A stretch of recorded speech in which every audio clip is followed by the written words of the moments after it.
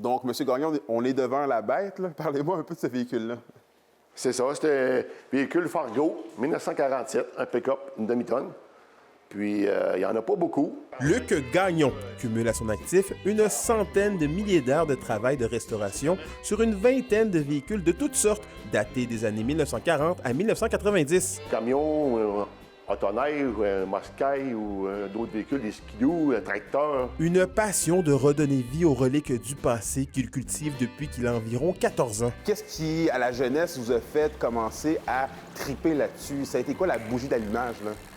Bien, c'est de voir les véhicules passer puis que les véhicules anciens. Je me disais, oh, faut en posséder, c'est sûr. Ils sont très peu dans la région à pratiquer le métier d'artisan de la rouille. Et pour cause, restaurer un véhicule comme son Fargo de 1947 est très dispendieux. Juste te donner un exemple, là, le réservoir d'essence que tu, il était pourri, il coulait, parce qu'avec le temps, j'ai changé le réservoir, il était en stainless, il m'a coûté 1600 $ rendu ici.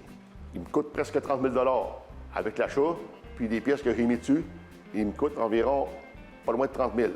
Puis, j'ai pas compté une heure d'ouvrage, là. C'est juste en pièces. On peut en mettre plus aussi, on peut en mettre encore plus, mais c'est environ ça. Et le processus de rafistolage n'est pas simple. Quand vous voyez ça, là, vous n'êtes pas découragé, là, vous êtes... Pas du tout. Pas du tout, là. C'est passionnant, comme ça. OK, je comprends. Faut toutes les démonter au complet, l'emmener au frame, comme on dit, puis commencer à semblacer, les peinturer. Ça finit que faut s'arranger pour tout faire, trouver des pièces, puis du temps partiel pour monter ça aussi. Fait qu'on fait pas ça comme à tous les jours, mais c'est ça. Donc, le mot d'ordre, La débrouillardise. C'est ça, on fait ça.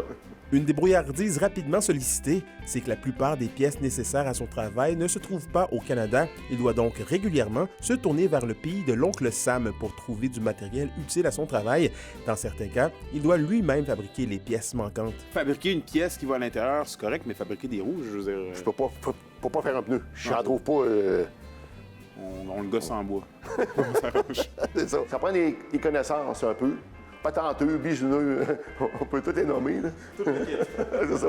Néanmoins, pour M. Gagnon, c'est un travail qui vaut tout l'or du monde. Quand vous voyez ça comme ça, fini, qui peut me rouler, qui peut être opéré, c'est quoi votre ressenti, là? Comment vous vous sentez? Moi, je me sens... J'adore restaurer ça, j'adore me promener avec aussi. Je suis fier du résultat. Après, quand je me promène avec, là, je suis fier de me promener avec. C'est ça la paye, là? Ouais, c'est ça, exactement. M. Gagnon fait ce travail pour lui et n'a pas réellement de clients. Il préfère donc qualifier son passe-temps comme un travail de mémoire pour nous permettre de nous rappeler les accomplissements du passé pour mieux bâtir notre présent. Anthony Dallaire, RNC Nouvelles, Saint-Vital de Clermont.